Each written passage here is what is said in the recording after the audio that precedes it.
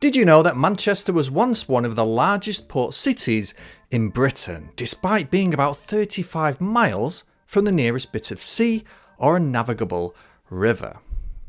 Well, it's all thanks to this, the Manchester Ship Canal, a historic inland waterway linking Manchester to the Irish Sea via the River Mersey, allowing ocean-going ships direct access to Manchester's docks since its opening in 1894. And did you also know that this led to the creation of that Trafford Park Industrial Estate, at one time the largest industrial estate in the world, and still even today the largest in Europe. These were two of the North's largest mega projects in the late Victorian era, and they catapulted Manchester from a maturing industrial city into a long-lasting economic success. They helped diversify the city away from its traditional textile trade and boosted it economically for over half a century, until at least this one, the Ship Canal, slowly just kind of stopped. Both hold a fascinating story of engineering, exploitation, city pride, skills, work, labour, trade unionism, immigration, and the power struggles between those that ran the city and those that actually built it.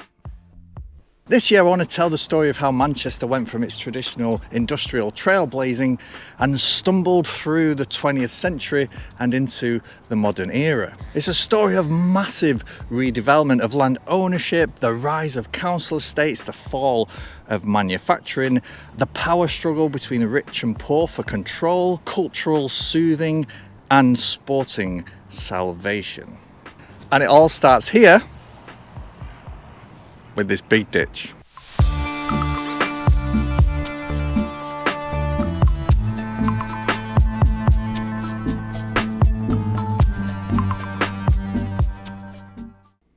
Manchester entered the year 1800 as a rapidly emerging textile town of thousands of weavers and spinners. Its population boomed, and by the middle of the century, it and the wider county of Lancashire had become the cotton spinning capital of the world. But in the latter half of the century, Manchester itself was weaving and spinning less. Its centre focused on the commercial side of the trade, full of exchanges, clearing houses and banks and so on. It had also become the original liberal city, a place where the owners of business, the cottonocracy, had shaken off the old feudal way of doing things and taken charge of the city through the forming of the Manchester Corporation, the forerunner to the council. They wanted to run the city by taking control away from the aristocracy and allowing commercial forces to dictate how the city would grow and evolve. The biggest problem they faced was that other cities around the world were also producing lots of textiles now, not least Manchester in New Hampshire, which had literally copied the English city model and was rapidly becoming a textile giant in its own right.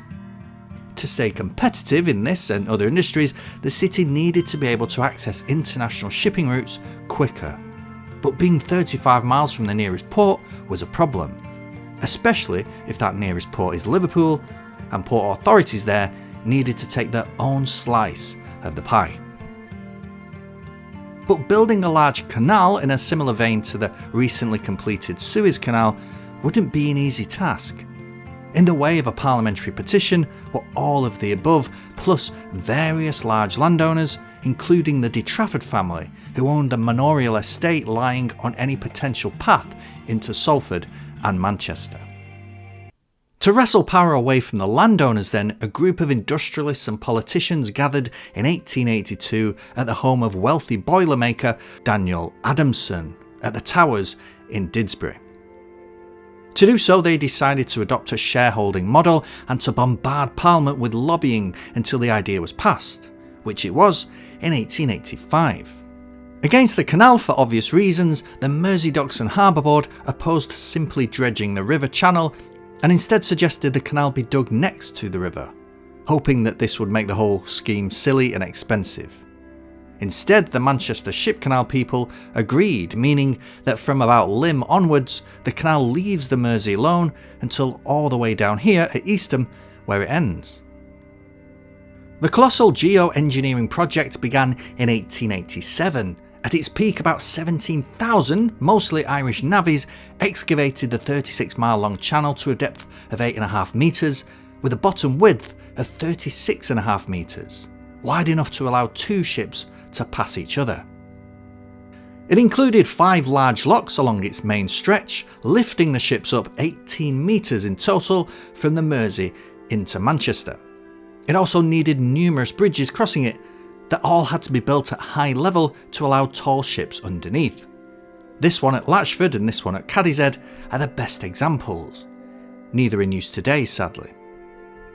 It also meant that the upper section of the River Mersey and the latter stages of the River Irwell would be absorbed into the canal, producing this bowed section here and leaving bits of the Mersey hanging around in dead water in places over here. Footprints of the old Irwell can still be seen in satellite imagery. And finally, it also necessitated the demolition of the old Barton Stone Aqueduct into this, a swing aqueduct, a turning canal bridge that would allow Bridgewater Canal barges to cross above and ocean-going ships to cross below. The costs were far from modest at £15 million, which is nearly $2 billion in today's money. More than that, a total of 154 workers died in the efforts, many from landslides or sheer exhaustion. Now, as the canal neared completion, the costs were so high that the canal's original private investors were afraid that they'd just run out of money. In stepped the Manchester Corporation, who provided £5 million of the total £15 million cost, on the condition that they would be able to appoint a majority to the board. This, in effect, gave the city controlling interest over the Great Canal.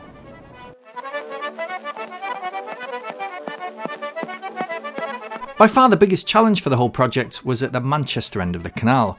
New docks and the surrounding infrastructure of roads, railways, supply bases, storage and supporting industries all needed to have a home in as useful and yet as compact a way as possible. Planners also needed to take into account how best to get the goods into the city and leave room for future expansion. Luckily, there was nothing much at all at the time between Ordsall Hall and Eccles, except a paper mill where the Irwell bent at Throssell's Nest, a little farm here, and a small mill at Mode Wheel, and of course the vast trappings of the Trafford Hall estate. Now, as you can see, the course of the river was simplified here, sweeping away its natural curves and curving simply all the way from Throssell's Nest to Barton Aqueduct. This allowed for smoother ship journeys, of course, but also to maximise the amount of land available for the docks. As you can see from this map, the majority of the port was actually in the neighbouring city of Salford, where 5 huge docks were built, flanked by long warehouses and serviced by a network of rail lines. 4 more docks were built on the slither of land between the Irwell and the Bridgewater Canal, which you see from this very early map was underused. Probably because it was a naturally marshy place, and also later because it was home to Pomona Pleasure Gardens.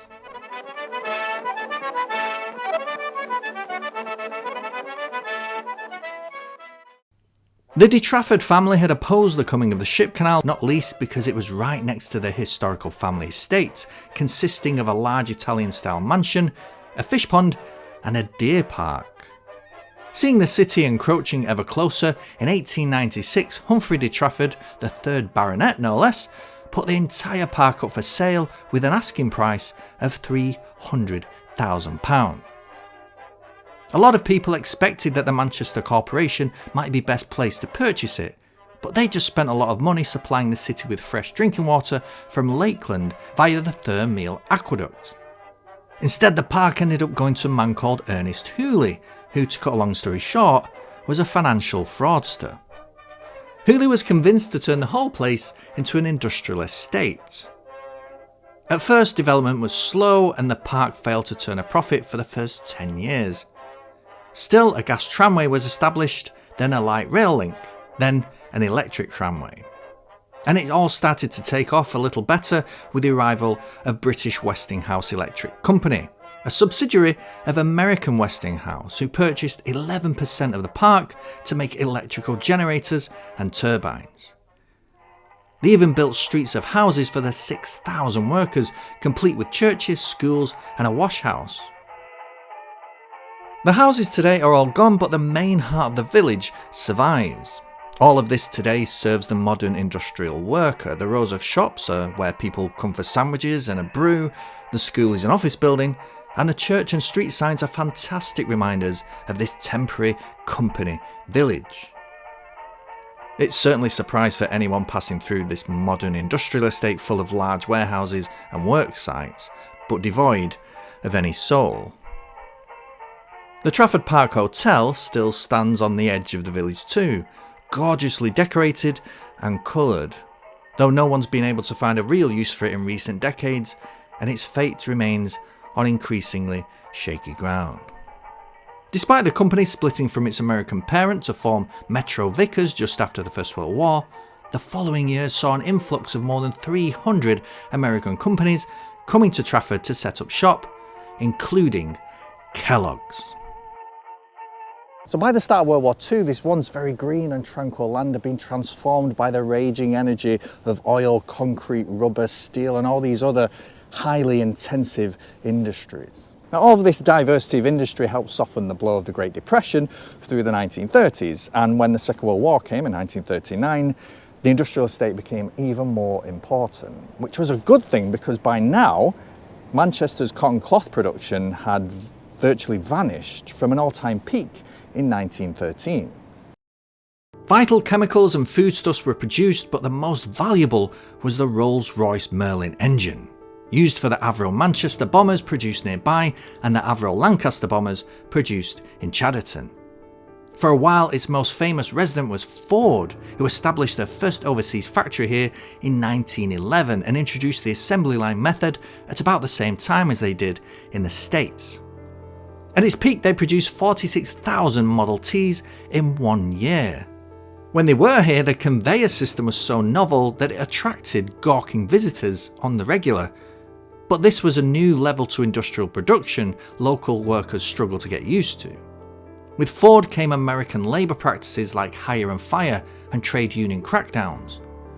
Workers could not speak, they could not rest or go to the toilet. Some would deliberately take snuff to give them a boost later in the shift in the hope of keeping energy levels up and meeting harsh quotas. Opposing all this in the 1930s at least were the individual factory branches of the Communist Party of Great Britain, who became quite good at organising against such practices.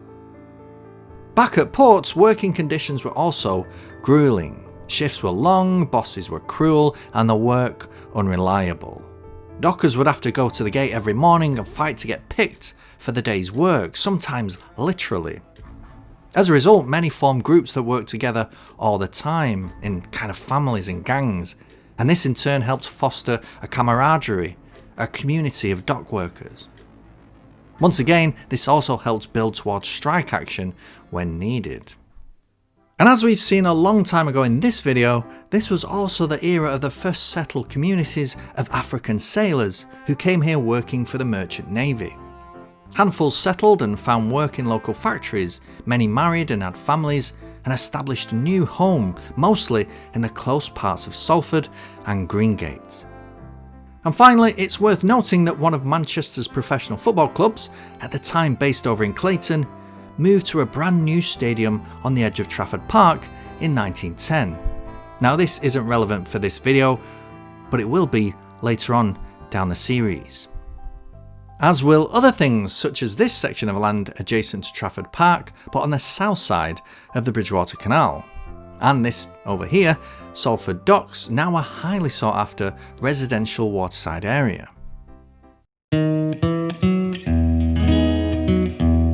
Now today the ship canal is still technically operating, but hardly at all, let's be honest.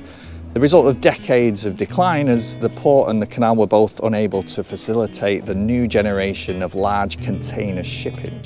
Trafford Park also saw decline as companies preferred to move to more state-of-the-art factories and plants in places like Ellesmere Port further along the canal. But still, it managed to survive.